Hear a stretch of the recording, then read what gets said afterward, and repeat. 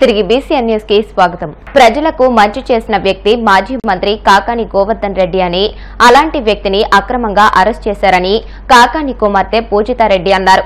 హైకోర్టులో ముందస్తు bail petition ఇంకా విచారణలో ఉండగానే అరెస్ట్ చేసి బెదిరించాలని చూస్తున్నారంటూ కీలక వ్యాఖ్యలు చేశారు. కాకాని కడిగిన ముత్యంలా బయటకు వస్తారని ఆమె విశ్వాసం వ్యక్తం చేశారు. వైసీపీ కార్యకర్తల్ని బెదిరించాలని, భయపెట్టాలని చూస్తున్నారని, కాకానికి అండగా నిలుస్తున్న కార్యకర్తలు, నాయకులకు ఆమె కృతజ్ఞతలు చెబుతున్నానని అన్నారు. నాన్నగారిని అక్రమంగా అరెస్ట్ చేసి సందర్భంగా దాని గురించి మాట్లాడడానికి మీ అందరి ముందుకు వచ్చాను. మా నాన్న గురించి, ఆయన వ్యక్తిత్వం గురించి నేను ప్రజలకి ప్రత్యేకించి చెప్పాల్సిన అవసరం లేదు. ఆయన ఎటువంటి మనిషి, ఆయన ఎంత నిజాయితీపరుడు, ఆయన ఎంత ఉన్నతమైన వ్యక్తిత్వం అనేది అందరికీ ముందుగానే తెలుసు. ఇలా ఈరోజు వచ్చి ఆయన గురించి ఈ సందర్భంలో మాట్లాడడానికి నాకు ఎంతో బాధగా ఉంది.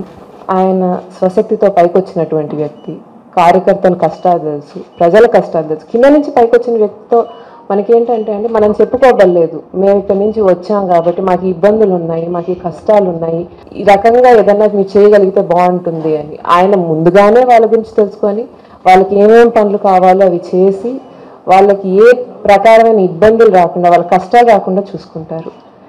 నాకు తెలిసినంత వరకు కింద నుంచి వచ్చిన నాయకుడు కాబట్టి ఆయనకు అది ఉంది. ఆయన జెడ్పీ చైర్మన్గా పనిచేశారండి. చాలామంది అంటారు ఆయన ఆ పదవికే వన్నె తెచ్చారమ్మా. అంతకుముందు ఆయన ప్రజల మనిషి, నాకంటే ముందు తమ్ముడు నీకే దొరుకుతాడు.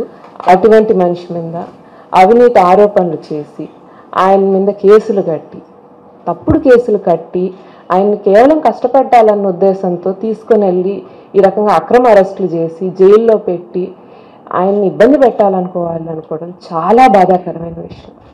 నా తండ్రినో ఇంకొకర్లనో అట్లా అని కాదు, కానీ ఇది జరిగి ఉండకూడదు. ఎందుకంటే చట్టాన్ని, న్యాయాన్ని గౌరవించేటువంటి దేశంలో ఈ రకంగా అక్రమంగా ఆయన్ని అరెస్ట్ చేయడం అనేది నిజంగా చాలా బాధాకరమైన విషయం. ఈరోజు నేనేదో చెప్తున్నానని కాదు, మాకంటే ముందు ఫోన్ చేసి మా నాన్న కార్యకర్తలు కానీ, నియోజకవర్గ ప్రజలు కానీ, తెలిసిన వాళ్ళు కానీ అందరూ ఫోన్ చేసి అమ్మ అన్న మీద ఇలా తప్పుడు కేసు బనాయించి ఈ రకంగా ఇబ్బంది పెట్టడానికి ప్రయత్నిస్తున్నారు, మీకేం ఇబ్బంది లేదు, మేము ఉన్నాము అని చెప్పి చాలామంది చెప్పారు.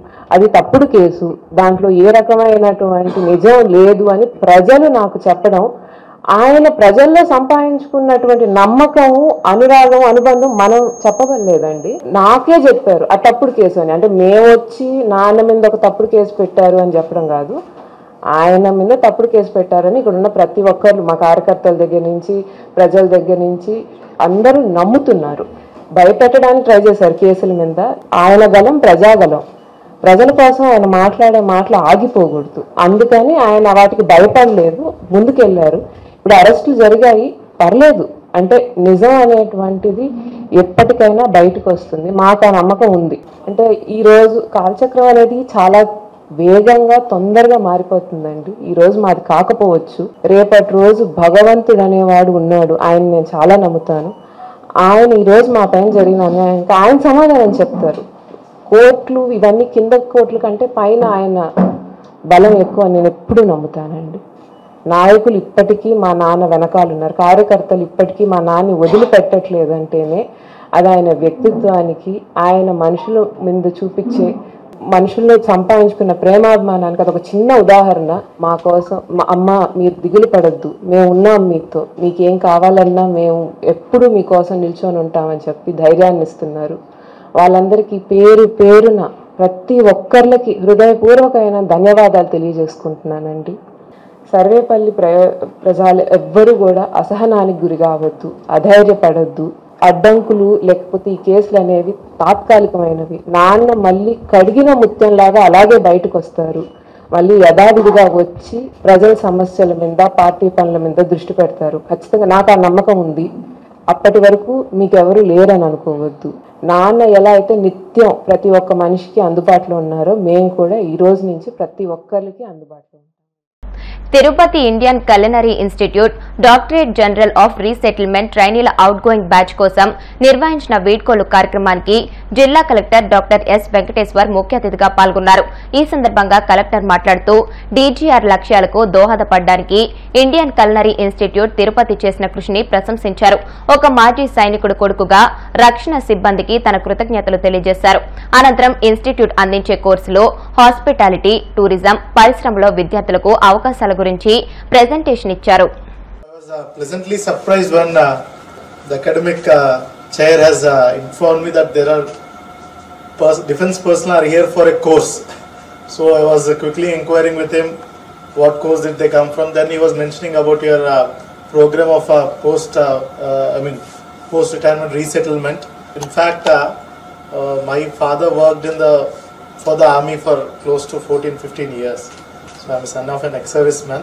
I know what it feels like to not have a post-retirement job. Okay, so it was really difficult then. So I am really happy to see that different career options are being made available to defense personnel, apart from traditional few which we regularly see, which I come across in the district.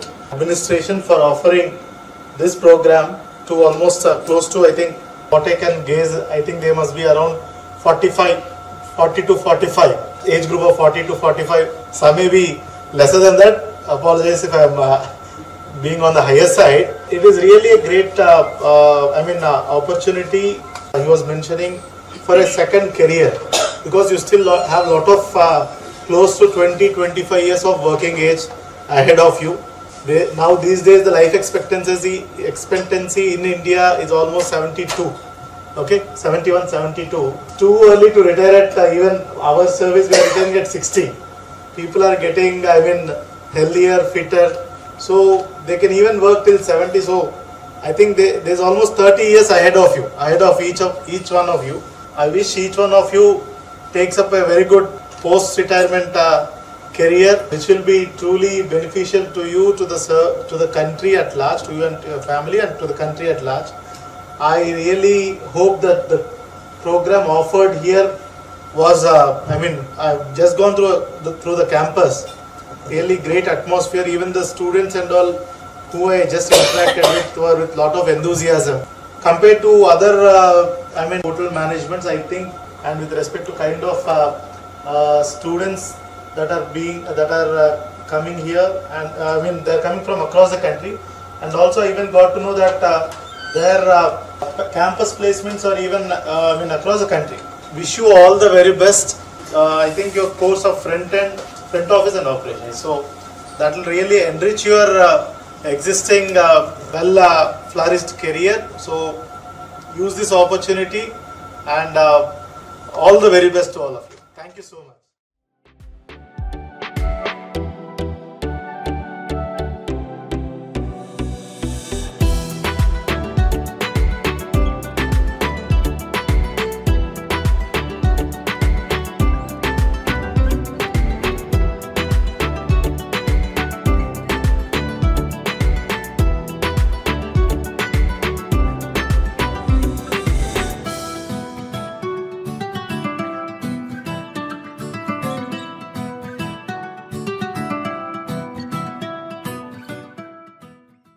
రాష్ట్ర ప్రభుత్వ ఉత్తర్వుల మేరకు June 1వ తేదీ నుండి ration షాపుల ద్వారా ration పంపిణీ చేపడుతున్న నేపథ్యంలో అందుకు అనుగుణంగా ప్రకాశం జిల్లాలో రేషన్ షాపుల వెరిఫికేషన్ ఆన్లైన్ ప్రక్రియను ఈ నెలాఖరు నాటికి పూర్తి చేయాలని జిల్లా కలెక్టర్ తమీం అన్సారియా పౌర సరఫరాల శాఖ అధికారులను ఆదేశించారు.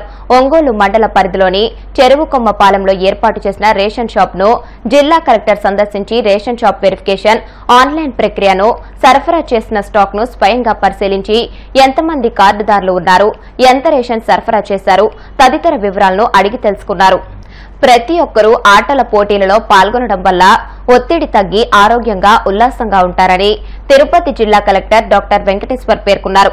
స్థానిక ఎస్వీ తారకరామ స్టేడియంలో ఈ నెల 23 నుండి 29వ తేదీ వరకు నిర్వహించిన mega Chittoor premier league cricket T20 league 2025 విజేతలకు బహుమతులు పంపిణీ కార్యక్రమంలో ఆయన ముఖ్య అతిథిగా పాల్గొన్నారు. ఈ సందర్భంగా కలెక్టర్ మాట్లాడుతూ క్రికెట్ తో పాటుగా అన్ని క్రీడా రంగాల్లో టోర్నమెంట్లు జిల్లాలో ఎక్కువగా నిర్వహించాలని చిత్తూరు జిల్లా క్రికెట్ అసోసియేషన్ కి సూచించారు.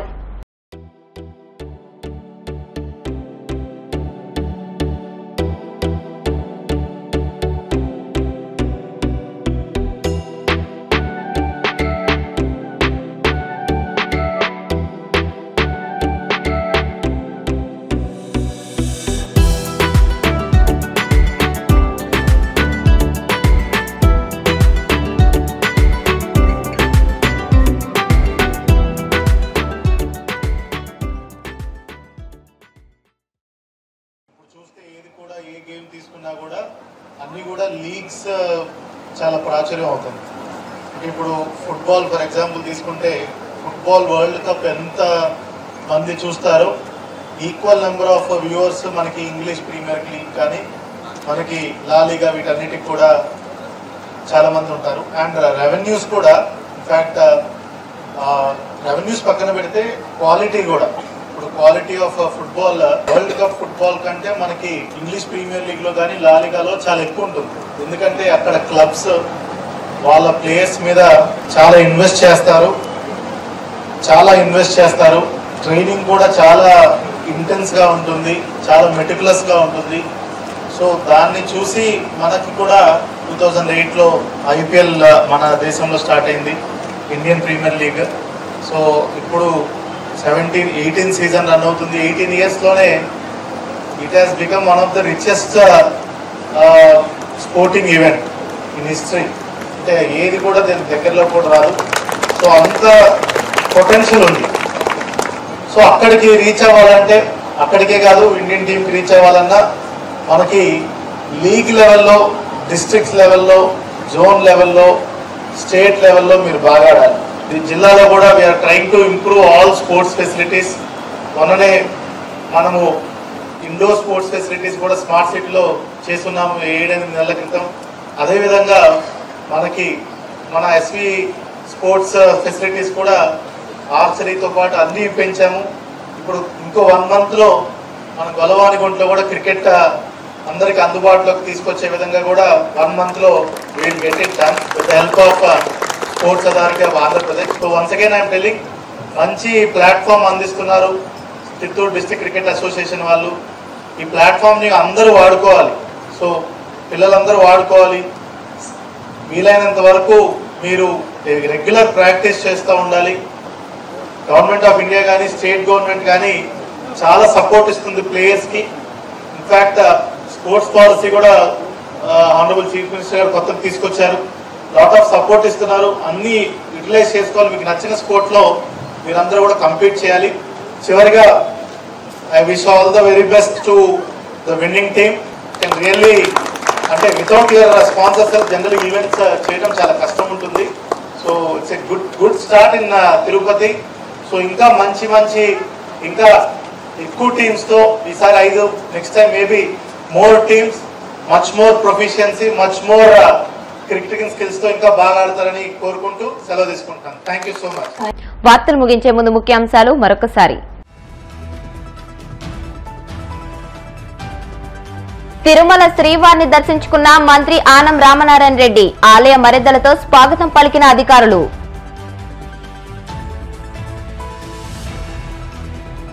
ప్రజలకు ఏం చేయాలో చర్చించాల్సి పోయి జగన్ను తిట్టడానికే మహానాడును వాడుకున్నారు. వైసీపీ రాష్ట్ర ప్రధాన కార్యదర్శి లక్ష్మీ పార్వతి ఆగ్రహం. మంగళగిరి జనసేన పార్టీ కార్యాలయంలో జనవాణి కార్యక్రమం. ప్రజల నుంచి అర్జీలు స్వీకరించిన మైలవరం ఇన్ఛార్జి అక్కల గాంధీ.